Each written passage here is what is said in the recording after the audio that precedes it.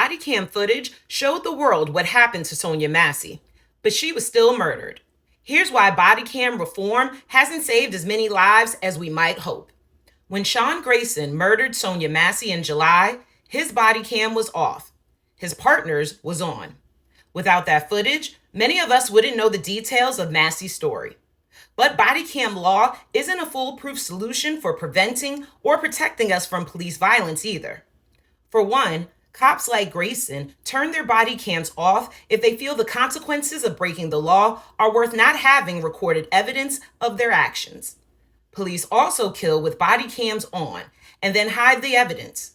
For instance, a review in June 2022 found that the footage of police killings was made public only 42% of the time. Even when footage is available, forensic experts can still have different interpretations of what's happening. And while officers live to explain videos filmed from their perspective, murdered victims can't. Police also don't have body cams on everywhere.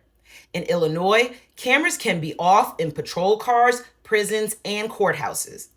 That's when they're supposed to be on duty. But what about suspects who are sexually assaulted in patrol cars? Domestic violence in officers' homes?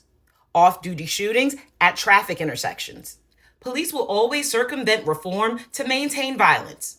When surveillance technologies haven't prevented, much less ended violence committed by civilians, the same is true for police, who wield more power.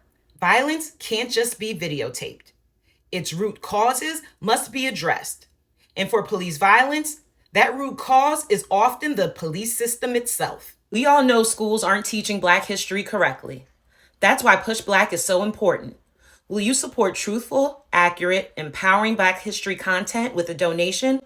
Click the link in our bio to donate now.